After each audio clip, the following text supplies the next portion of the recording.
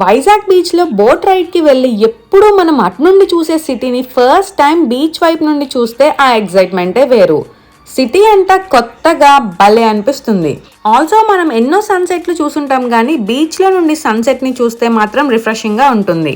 మనకి life jackets ఇచ్చి బోట్లో కూర్చోపెట్టి రైడ్ మొదలు పెడతారు. బీచ్ రైడ్ అంటే మరీ లోపలికి ఏం తీసుకెళ్లరు, ఒక 10 minutes బోట్ రైడ్ ఉంటుంది.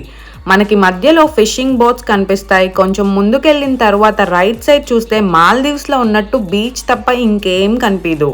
అక్కడ సైలెన్స్ మాత్రం చాలా బాగుంటుంది.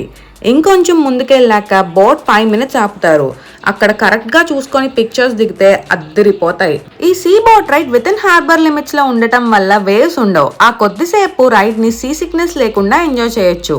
బాగుంది అనుకునే లోపు బోట్ రివర్స్ చేసి ఎక్కిన చోటే దింపేస్తారు. వెళ్ళేటప్పుడు ఉండే ఎక్సైట్మెంట్ వచ్చేటప్పుడు అప్పుడే అయిపోయిందా, ఇంతేనా, దీనికోసం ఇంత ఖర్చు పెట్టామా అనిపిస్తుంది. కానీ వ్యూ అండ్ కొత్త ఎక్స్పీరియన్స్ కావాలంటే ట్రై చేయండి. ఈ బోట్ రైడ్ కోసం ఈచ్ పర్సన్ దగ్గర 250 రూపీస్ టికెట్ కలెక్ట్ చేస్తారు.